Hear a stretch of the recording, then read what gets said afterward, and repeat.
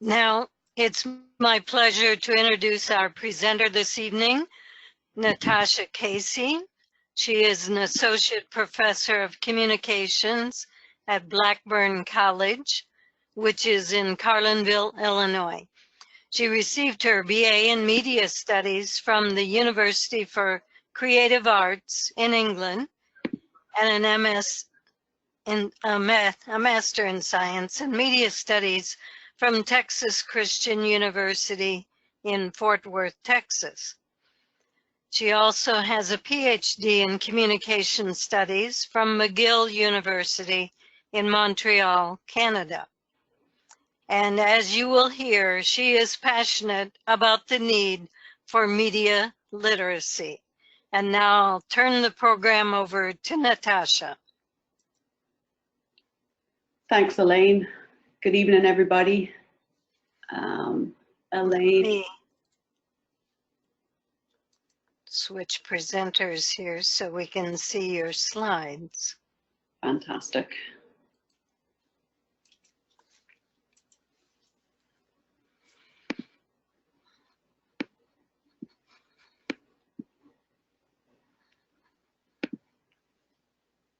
Okay, how's that looking? That's good. It's, whoops, full screen went away. There you go. Great. So thanks to Elaine Fisher and Kate Skegg of AAUW for inviting me. I met them at recently at an AAUW convention, and probably had more material than I should have at that at that presentation.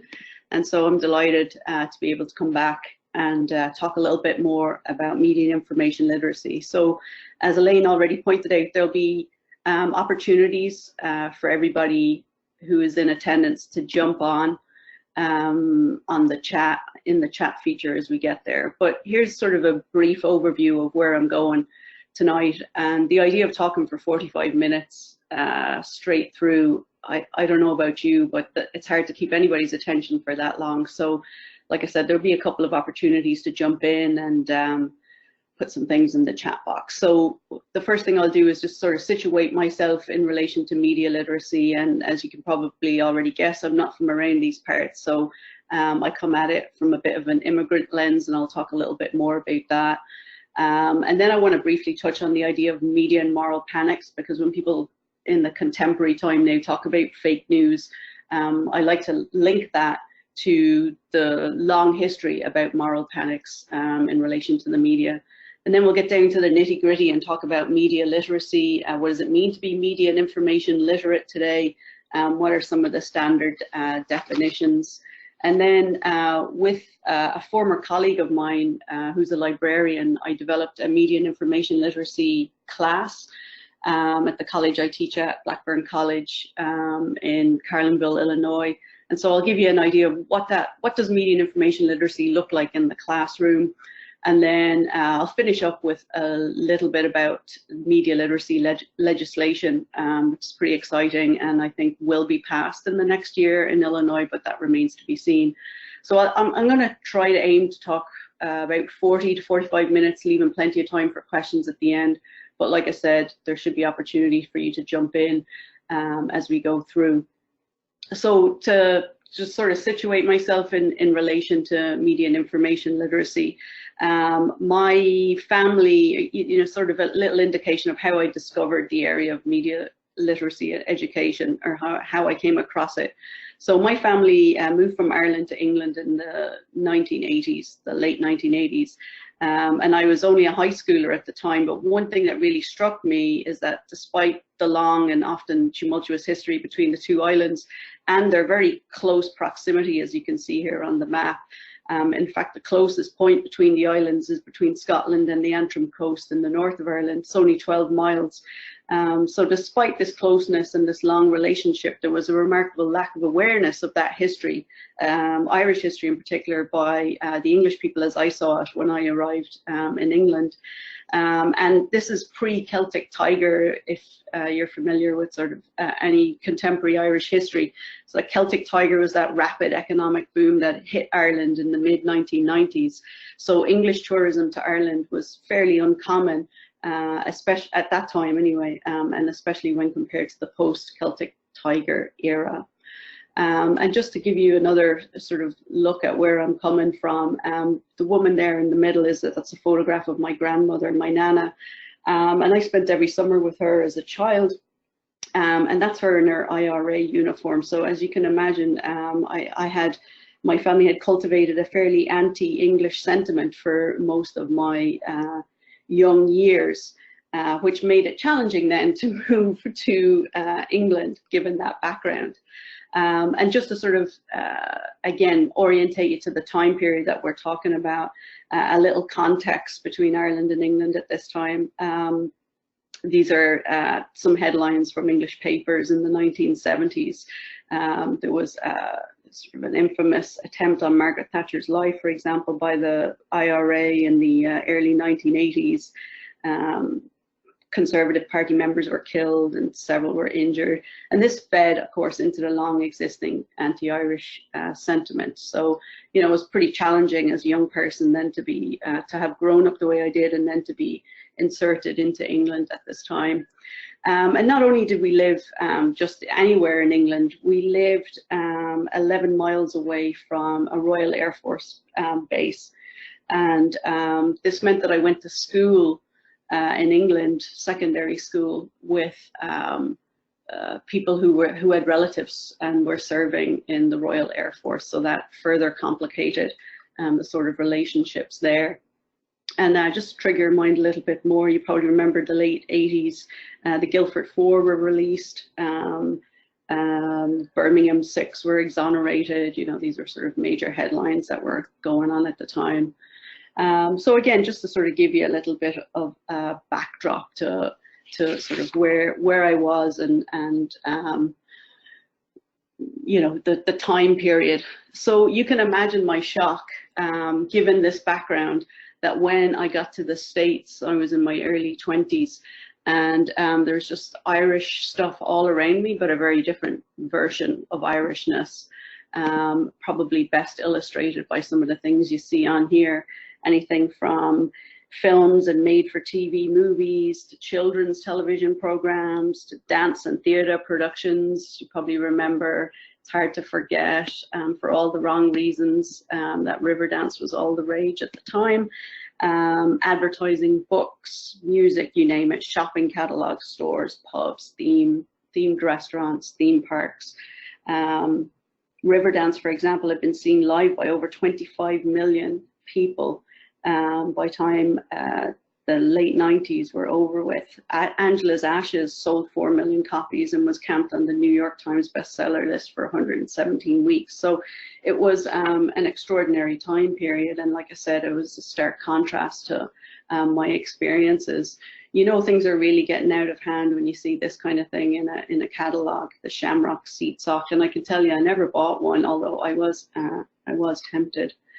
And again, this sort of like burst of Irishness, or at least interest in Irishness, is also very interesting, considering the history of the American Irish, best reflected, I think, in J.J. Lee, who is a historian in New York, who talked about this, like what sort of caused American Irish, who went to, as he says here, to great lengths to deny their heritage at one point in American history, to really be visible and visual about it starting in the early 90s.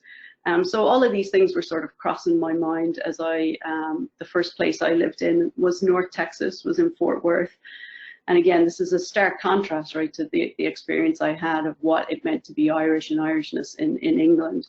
So, and just for another bit of context, I think, the size of Ireland has something to do with it, or the size of America, perhaps. We'll come back to this idea, I think, later on. But you have to remember that Illinois is actually bigger than Ireland, as illustrated here. And of course, you know, when we're thinking about stereotypes about Irish people, you know, one of the most common ones is how friendly we all are. People tell me all the time when they go to Ireland how friendly they are. This is an interesting phenomenon because I think Americans get in a different mindset when they go to Ireland expecting people to be friendly because of what they've seen largely in film and television. And so all of this sort of built up to me asking questions about stereotypes, about the influence of media. And I always start my courses off at school by asking students this question: how do you know what you know? So outside of your own experience, how do you know anything about anything else? And when you just ask that very basic question, you can start to see, I think, the fundamental importance of media literacy. How do you know what you know? And then fill in the blank after that question about any group or people, and you start to think about how important media is in shaping our perceptions. So here's my first little quiz bit for you, because I'm a teacher, I can't help but do this kind of thing, right? So think about, how do you know what you know? The same question that I ask my students. So think for a moment about how media, and that can be anything, right? It can be films, it can be television, books, music, anything, shaped your understanding of a place or a group of people. And so I encourage you, if you're up for it and you feel like it, maybe share your thoughts in the chat box, and we'll come back to it in a few minutes if you guys are up for it. So the idea that we have all of this mediated knowledge, right, that media provide the lion's share of our knowledge and beliefs concerning life outside of our direct experience. So, you know, just think about how powerful media are in shaping our perceptions, and I think you start to answer this question about how important is it that we have media and information literacy. Okay, sorry, Siri's talking to me because I obviously triggered her with something I said there. Sorry about that.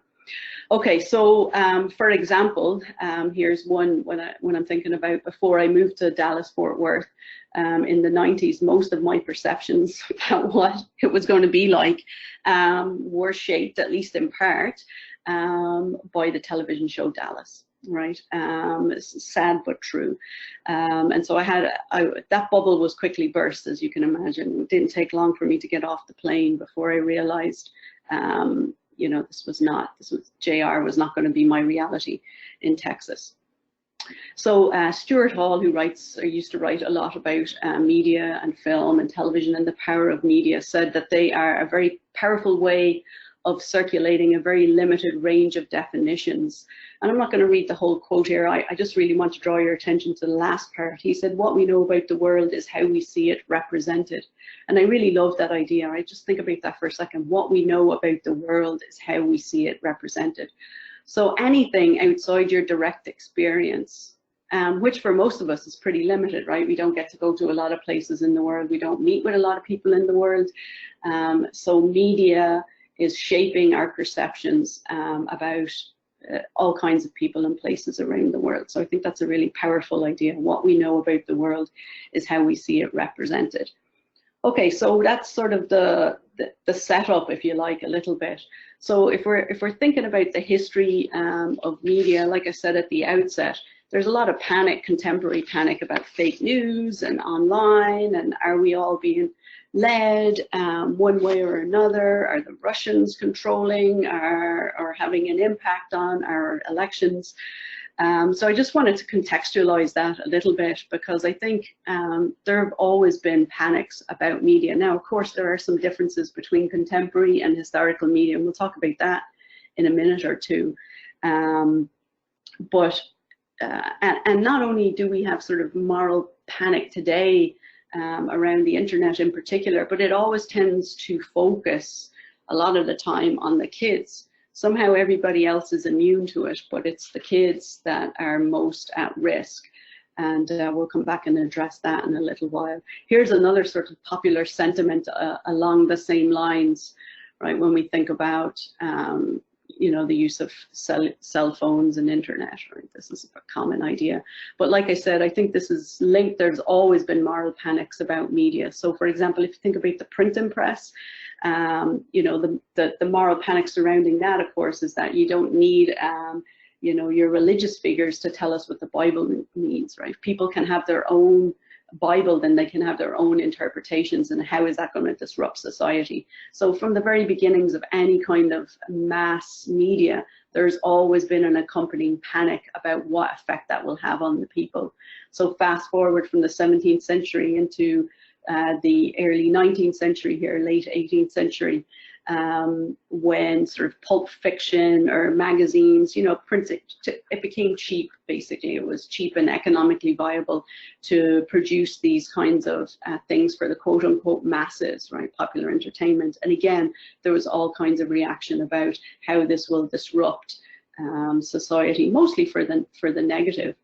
Of course, the idea of fake news has been around for a long time. That is not a contemporary idea, although lots of people like to think that it just happened. But of course, if you're familiar with any communications history at all, you know that the era of yellow journalism in some ways can be classified as fake news. You know, anywhere from the 1880s to the 1910s and on. And of course, right, we've always used media in some way to move people, whether it's sort of for our cause, in inverted commas there, or quotation marks, or somebody else's.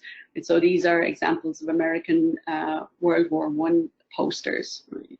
So when it's to sway people for good, you know, again, in quotation marks, we don't mind that so much. But when it's not for good, that's when we run into some problems.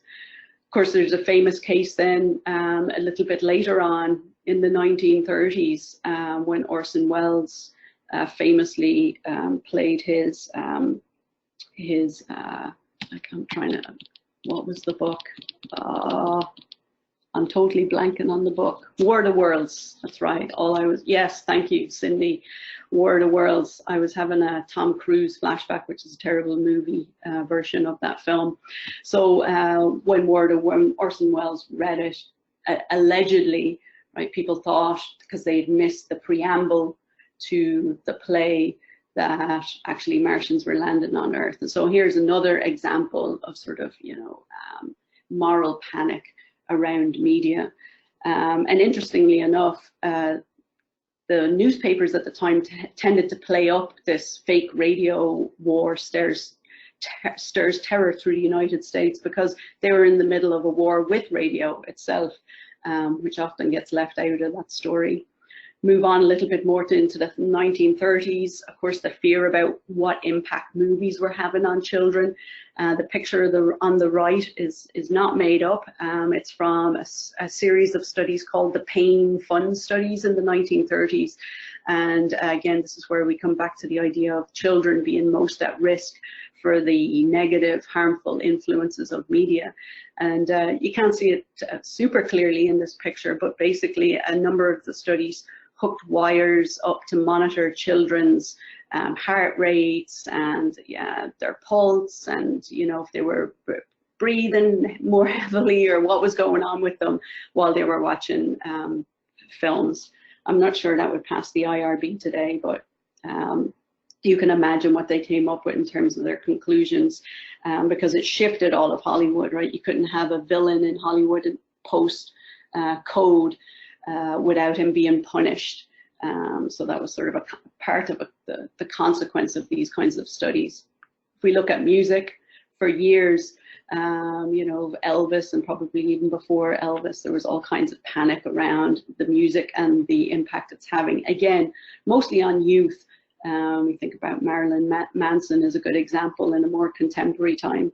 And what all of these things have in common, the theme that runs through all of these moral panics is that how the audience is perceived. So that the audience in all of these cases are perceived in some way as passive, and that, you know, the media will directly impact them in some way. Now, how you define impact and what that means is up to a lot of debate.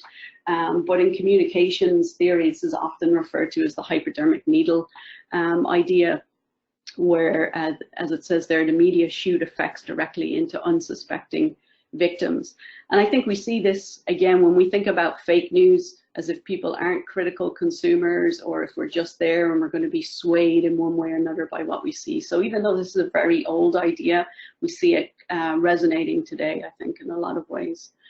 So just to sort of continue our communications history a little bit, if you think about video games, right, this has again caused a lot of moral panic over the last 20 years in particular.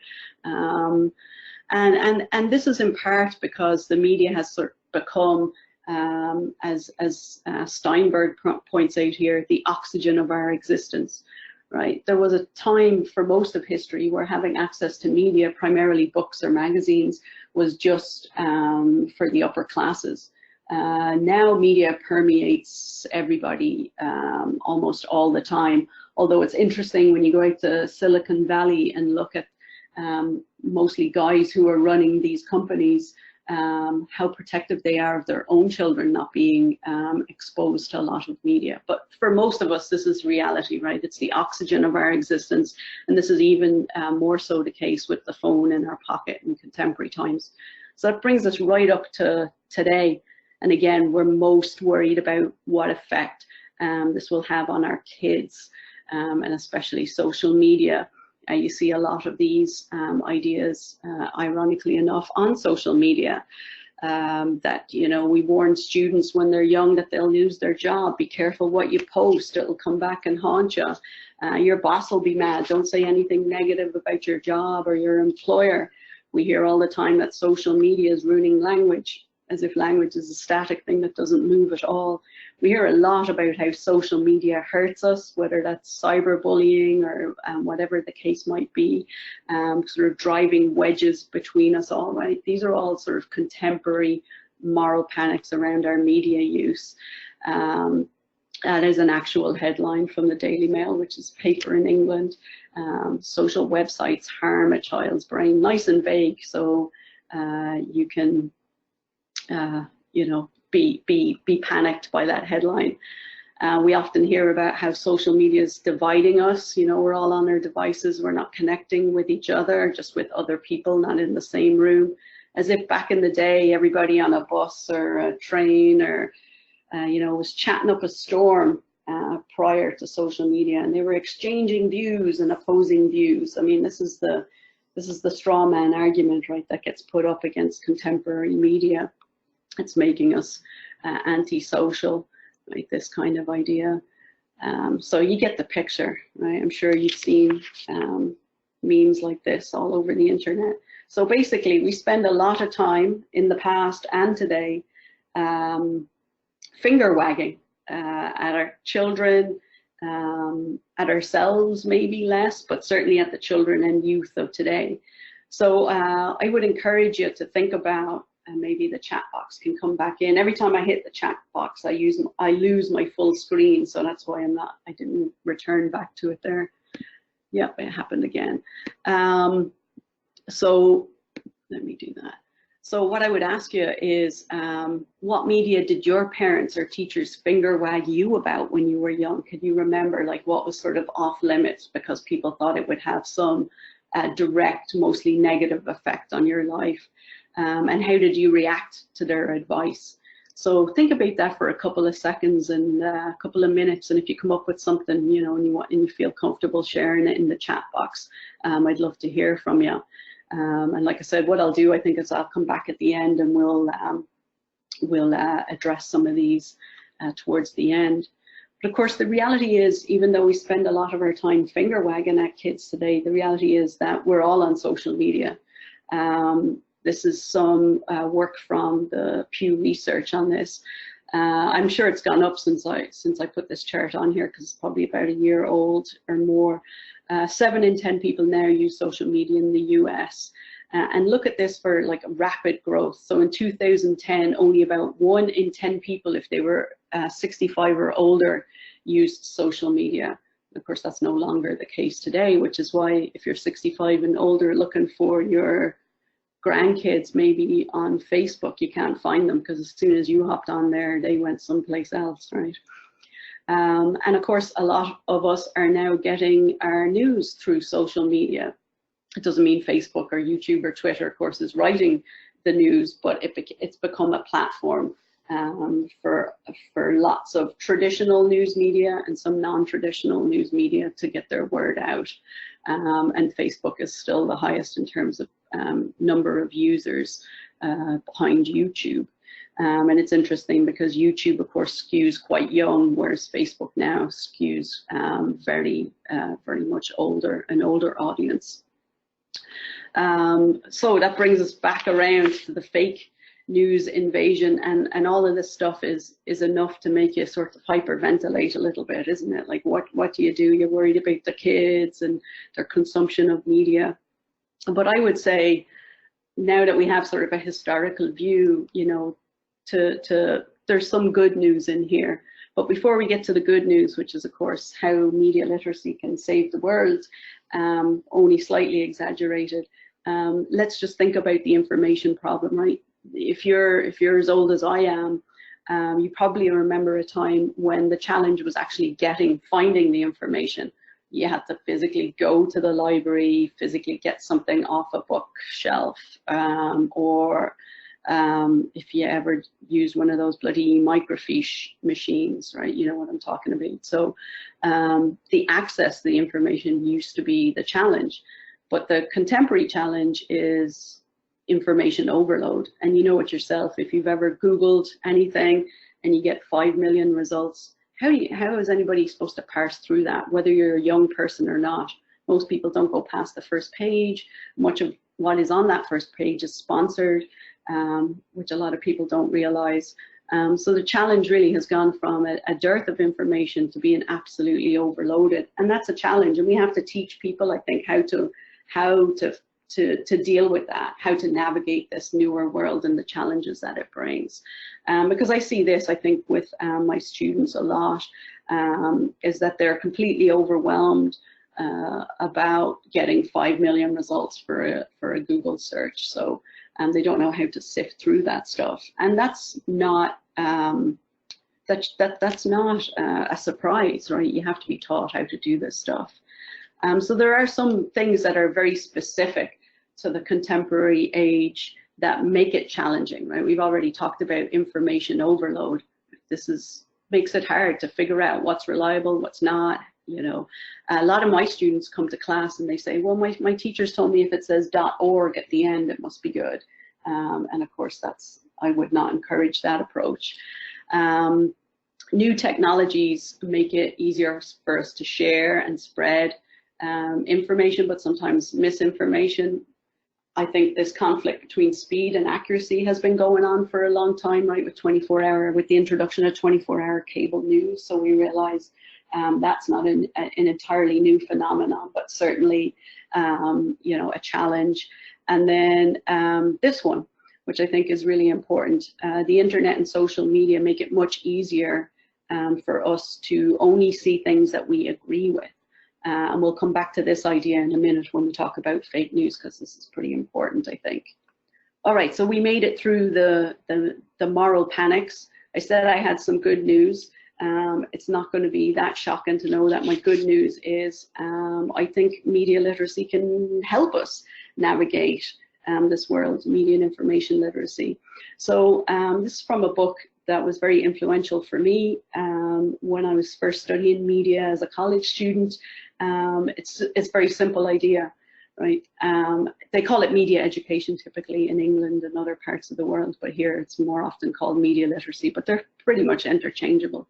So the idea that the media is giving us a representation. They're not reflecting reality, right? They're representing reality to us. And that seems like a very simple idea, but again, I think you have to be taught this, right? That your world does not necessarily look like what's on the telly. Why is that? And so I mentioned before that with my former colleague, Spencer Grayton, who comes from the world of information literacy, which is a related field, as you can well imagine. So basically, I think though we have this outdated idea of what media literacy or information literacy is. We tend to think about it, catalogs, databases, librarians helping us find books, things like that. But we'll see that these two worlds have come together, and for me, this is one of the most interesting things about media and information literacy. Because if you think about, could you separate media from information today? Right, it's virtually impossible to distinguish. Right, all of our information, or a vast majority of our information, is mediated in some way. So they're two sides of the same coin. That's how we see it, and they also have some things in common. So our basic idea was that we wanted to get out of our silo and bring media literacy and information literacy together, and that's sort of what sparked our class that we put together. So I'm not going to read definitions because I think there's nothing more nauseating than somebody reading off a PowerPoint for you. But I'm just going to throw these two up there, right? It's a basic definition of information literacy from the Association of College and Research Libraries, and then a basic definition of media literacy from the National Association for Media Literacy Education, which is probably the largest media literacy organization in the country. And you can see that you could substitute information for media and vice versa, sort of basically come up with the same idea. And maybe today you've heard other terms. So some people use digital literacy. News literacy is very popular right now because of the fake news thing. But sometimes in schools they use the term digital citizenship too. And so these are not all exactly the same, but there are definitely some commonalities between them. And it's argued, you know, in our digital age, we need all kinds of literacies in order to function. So like my sort of evangelistic perspective on this is we have to start teaching this in school, but it's never too late because I teach college kids this stuff and I think they're super receptive to it. I also think you can't really have a fully functioning democracy if your citizens can't deconstruct what they're watching and consuming. I think it's also important to point out that media and information literacy is not media bashing, it's not censoring, and I'm not imposing my values on anybody. I just want my students to think critically, be able to rationalize why they think a piece of news is reliable or not, or why a particular site is reliable or not, and complicate that a little bit, right? I'm not just going to give them a list of places like here's all the good places on the internet. I want them to figure it out. Because that's sort of the point of media literacy. So I'll give you a couple of examples that I do in school so you can get a sense. And then I'm not going to go through all of them because there's way too many. And then I'll talk a little bit about fake news, and then I'll get to the legislation, and then I'll round up because I'm at about, let's see, I've got about 10 minutes left. So hang on, you're doing grand if you're still there. Hang on, we're in the home stretch. So media and information literacy and practice, that's Spencer, who I developed a class with in the front, and some of my students. Our approach to education was not to stand at the top of the classroom and be very sort of dictatorial. Like, we wanted the students to engage with the material, ask questions, learn from each other. Make connections amongst the material. So it's very little of doing what I'm doing right now, which is just talking at you. There's very little of that. And the idea, of course, behind that is that I just don't want compliant students. So you can't really teach critical thinking, I don't think, in any way without getting to empowerment, right? You have to give the students the tools. So the first thing we do, and I would encourage you to do this if you're game at some point, maybe not tonight, but think about it, is to figure out exactly how much media you are consuming in a day. So if you have an iPhone, it'll do it for you automatically, but there are a couple of different apps that you can get. One is called Moment, and that's only for an iPhone, but if you have an Android, there's one called Checky. And I love Checky. This is one of the first things I do with my students. It's like, just let's find out how much we're using our phone. And of course, everybody has loads of excuses for why they're using all the things on their phones, and I do the same. But Checky is interesting because it just checks how many times you touch your phone in a day. So I challenge you to do that. It can be terrifying. Because I think for a lot of people, it's just become an automatic, you know, habit. It's a routine, something you do when you're bored or you're nervous or, you know, you're uncomfortable. So do that, because that's what we do with students first. And I usually throw my stats up. And this is a low day, I would say, for me. This is an old one. I can't remember what date this is from, but you'll see maps is a second on mine, and that's how you know I'm a foreigner, because I can't figure my way around America, even though I've been here a long time. The students always get a kick out of that. If Siri doesn't tell me where to go, I can't get there. The other thing we do is we do a thing where students, and again, I would challenge you to do this, they spend an entire day without electronic media information consumption, and then they write about what that day was like. And honestly, reading some of those papers, it's really fascinating, and it gives you an idea of how ill-equipped students, but I would put adults in this, are. We have not been taught how to use this new technology, and I think in those cases sometimes it's using us more than we're using it. And then, like I said, they write about the course and the experience of going detoxing off their electronic media for 24 hours, which is always interesting. So that's the first thing we do, you know, have them assess their media use, because you can't sort of figure out what you want to do about it if you don't, you know, see what you're doing. And then we walk them through these key media literacy principles. So just like Stuart Hall talked about earlier, right, all media messages are constructed, and Len Masterman in that book, Teaching the Media, all messages are constructed. This is a simple idea, but again, people, and I think especially when we're young, I think when we watch something, we think it's actually what's happening in reality. One of the best ways to do this, I think, is to ask yourself or students if they've ever bought something off the telly that didn't quite line up with how it looked on the telly. And this happens a lot with kids' toys, I think.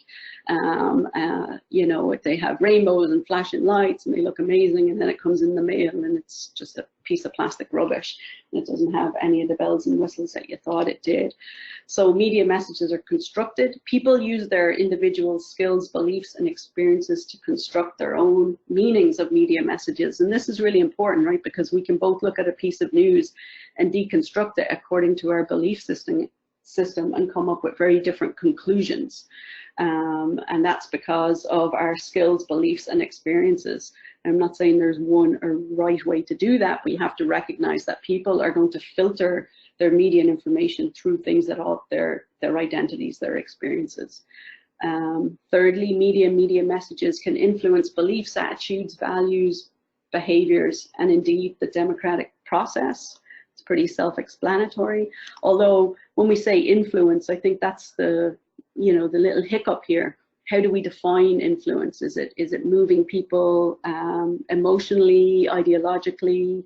A lot of times when we see media being covered in mainstream media, it's often just about action. You know, so a kid watched this wrestling match and then he tried to do the same move on his brother in the backyard, and, you know, mayhem ensued. But of course, there's lots of subtle ways that media and media messages influence us. And then different forms of media have different characteristics, strengths, and a unique language of construction. So I teach students about how film works, how shots, how music makes a difference in a film, right? All of these kinds of things. We break down news and all the rest of them. So I'll show you one example of something we do in class. By the way, those aren't mine. That comes from Faith Rogo and Cindy Shibe's Media Literacy in Every Classroom, which you'll already know I'm a big proponent of by now. So let me just show you how we address this first principle, right? All media are constructions of reality. So a lot of students come into my class and they talk about how they've been told by other teachers that anybody can edit Wikipedia, don't use that as as an authoritative source, yeah, it's unreliable. But the reality is that's where students are going. When they Google something, it's one of the first things that pops up, and they are using Wikipedia. So I ask them to test this theory that they've been told by lots of people that it's unreliable. So I have them look at the editorial policy, I break them into little teams, and I have them go through the various editorial policies that exist. And then I get them to sort of provide a quick summary and, you know, tell everybody else in the class. And I should point out that Wikipedia has its own classroom. You might be familiar with it, where they have their own assignments, but we go a little renegade in our class, because I think I prefer active learning than passive learning. And so we often go to the Blackburn College website and I ask them to find another source online that talks about Blackburn College that they think is authoritative. And then I have them put a sort of a fun item in their back pocket, if you like. So think about something that'd be fun to add to the page if it were April Fool's, right? And we'll see how long it stays up. So we do not get permission of Wikipedia, and this caused some problems last year when I did it, but we're all good. Wikipedia loves us now.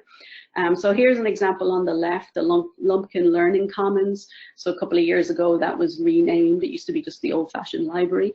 So here's an example of a student went and found another source. You can see there's a footnote. You see that number 3 beside it. So she found a quote-unquote reliable source and was able to change the name of the building on campus. Now, some people with their fun items, you can see beer pong was a men's sport for a few minutes, and that was a lot of fun. Suffering was another one. And then they sort of got carried away and put me down as president for a little while.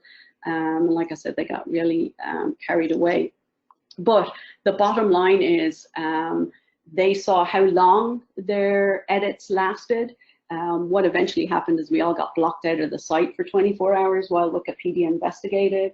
But like, this is all helpful for them, right? To counter that narrative that some teachers were telling them that this is just, you know, anybody can go on there and edit it. Well, that's not the case. So it's a little bit more complicated than that. So all media messages are constructed as one of the principles that they learned through that. Another one, really briefly, I think, because it's very important that, and I don't think this is just for students, right? All of us, we need to understand how search engines work, how the algorithms that give us the information on our page are shaping our understanding of the world, right? When I Google something and you Google something, we're getting different results. So I think it's really important that everybody understand the architecture of the internet, if you like. There's a great TED talk on this called Beware Online Filter Bubbles, which I highly recommend, and I show in my class. And then we do little assignments around them. So I have students Google, you know, do Google searches and compare it with each other. I have them do a search on a topic on Google, and then I have them do one on DuckDuckGo, which is doesn't track you, right? And then compare those results. Are they different? Because a lot of this sort of algorithm and technology is just compounding the problem that I think is very prevalent in our society right now, is this idea that we're only exposing ourselves to stuff we already believe, and it is definitely, you know, causing some cognitive dissonance, and then you just can't get away from the fake news, right? And so how these two worlds come together is that most of what we're reading, I mean, this is a vast generalization, right? Not everybody's doing this, but a lot of people in the country are just tapping into things they already agree with. And whether you're on the right or left or wherever you want to situate yourself on the ideological spectrum, this is the case. Okay, I'm talking a lot, and I see the time is getting closer. So I think what I'm going to do is just finish with, I always have too much, but a good teacher has too much rather than not enough, right? So now you have to watch me as I annoyingly go through the rest of my slides. So no easy solution. That won't be a shock to you at all. Bear with me here just for a second.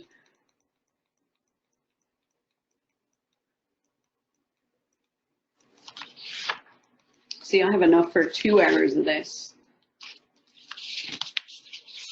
You're like, please do not go for 2 hours. Okay, so this is sort of an overview of the topics we cover in the class, if you're interested. And I think, you know, again, a lot of the stuff I've gotten from other media literacy experts in the field. So here's my bottom line question. Can we have a functioning democracy without a media information literate populace? And to that end, there was a bill that made its way through the Illinois State Senate, in fact, several states throughout the country are doing this at the moment, trying to implement media or information literacy or some variant of it into the schools. And so Illinois has joined that. And like I said earlier, I think it will pass this next year. So I encourage you, especially if you're in the state or any state, like talk to your local representatives about if you think this is important and help lobby for it. And then I would just point out there's a number of great media literacy organizations throughout the country that are all doing great work around these topics. This is just a few of them. And then I just want to thank you for your time, and you know, there's a couple of ways to get a hold of me, and let's do some questions, eh?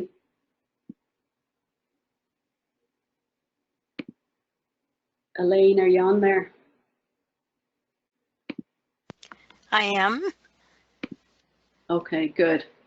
I just wanted to hear somebody else's voice to know I wasn't talking into the vast ether. The Mac to all. Can we get a copy of all of the slides to review? I don't know. The Mac, who are you? Surely the Mac is not your name.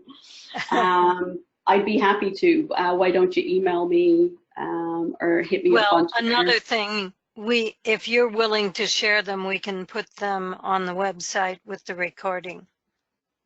Sure, absolutely, yeah.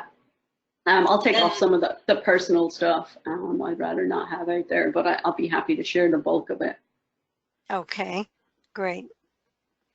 Janet says, do discuss the media and subliminal seduction. Whoa, Janet. There's a lot of sort of controversy, I think, about the idea of subliminal. Is that real? I think from the research I read about it, it's mixed whether or not there are such things as subliminal messages. It's not something I talk a lot about in my class or my research, but I think it'd be really interesting to investigate it more. Can't give you a good answer on that one, Janet. Oh, the MAC. Okay, Cynthia Anderson, president of the AAUW Jane Addams branch. Hi, Cynthia. Who else asked a question on here?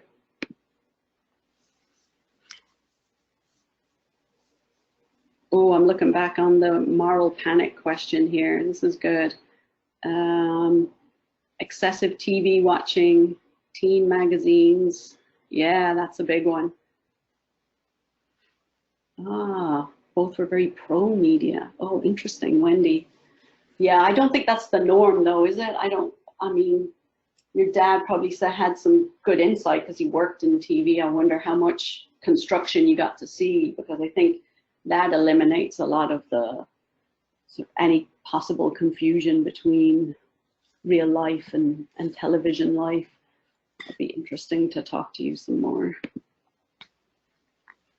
What type of students take your class? Should it be required? Well, I think it should be, Cindy, but I don't run the school, unfortunately. Usually it's communications majors and minors, but there are other majors and minors who take that class. So, for example, professional writing majors take the class. It's an option for marketing communication minors. Secondary English education majors, interestingly enough, are required to take that class. But yeah, I think it should be a general education class for sure, because like I said, throughout, all of our information is mediated. I mean, if students don't understand, for example, how the internet works and how they're getting the results they're getting from a Google search, I think it creates all kinds of potentially problems. Aha, okay. I knew your name sounded familiar, but I couldn't quite place you. I'm a Blackburn grad and on the board now. Seems it should be required. Help me out, Cindy. Let's lobby some people. Let's make it happen.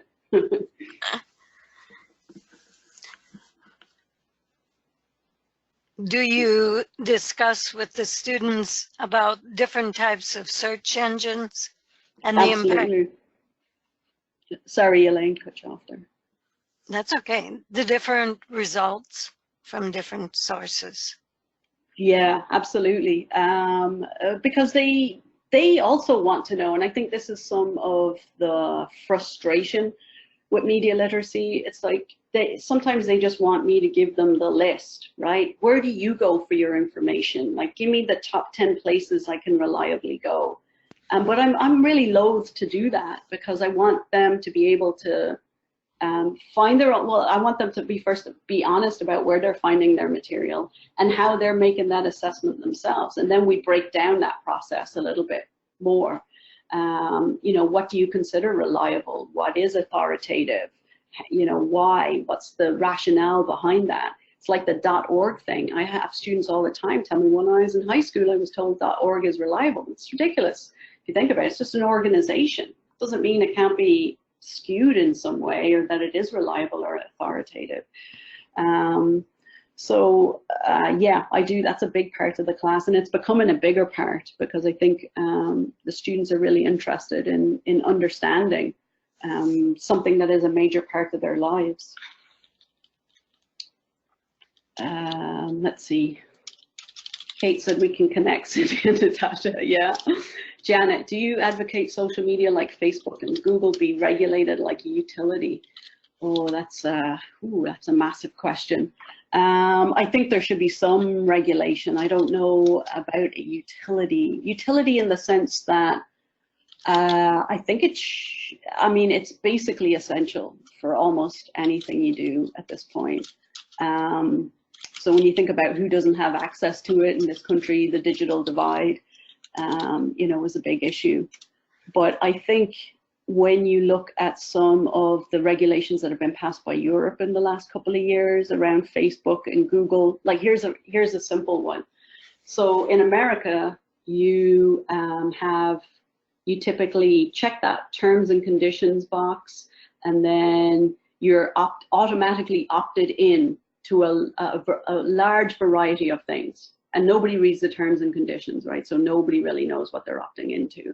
I have my students read terms and conditions from things that they've opted into to actually look at what you have, what you've signed up for. In some European countries now, that is optional. So checking that box is not automatic. So you have to opt in. So the idea of opting into stuff rather than opting out of it, because we know it's very difficult to opt out. You have to find out where you do it, and there's a whole rigmarole, but it's designed like that, right, to be difficult so that you don't opt out. So I think that's one example of regulation, European regulation that I'd like to see over here.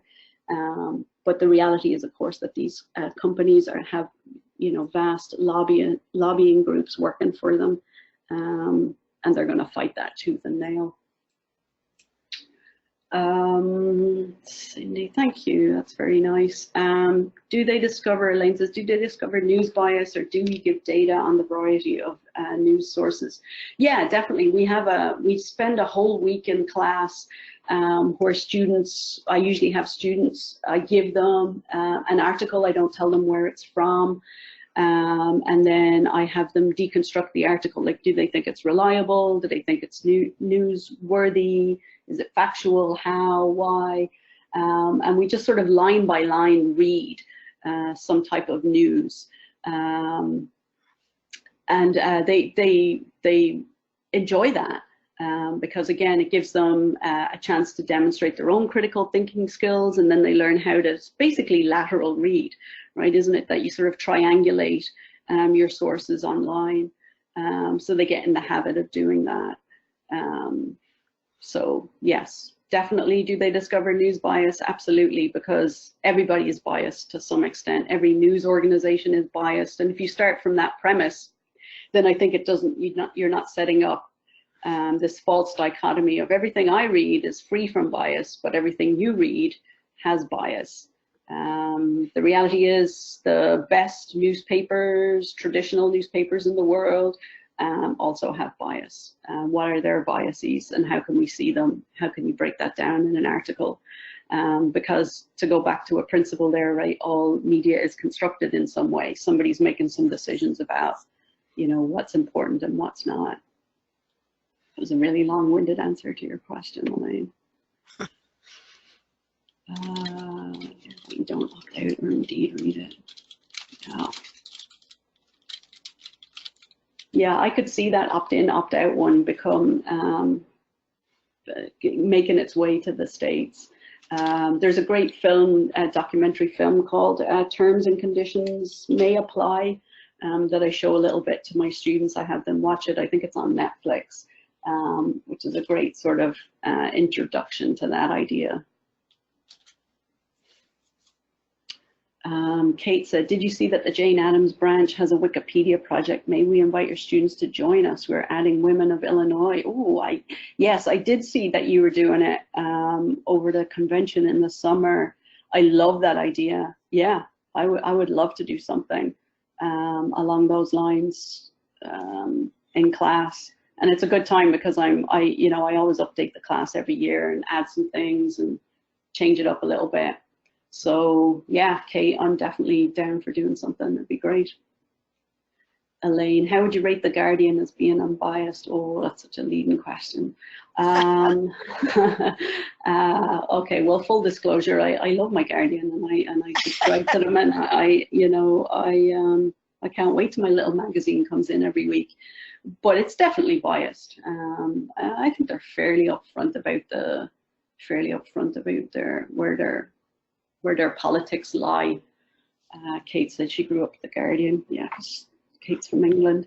Yeah, I mean, their in-depth reporting is phenomenal. Their long pieces on any, sort of contemporary issue, I think, are typically really good.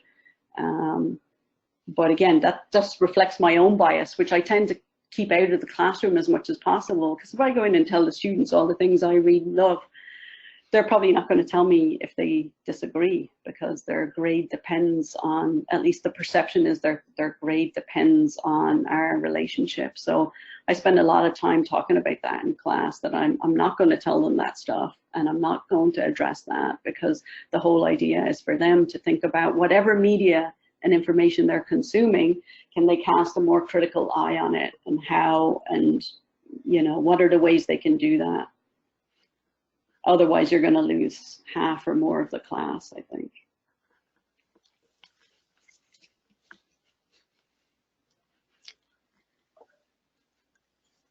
Any other last ones? I'm not seeing any more questions. Okay. Last chance, people. I think it's great that the students are discovering through the process how they actually can check the facts and compare with other sources, right, so they can see for themselves the bias.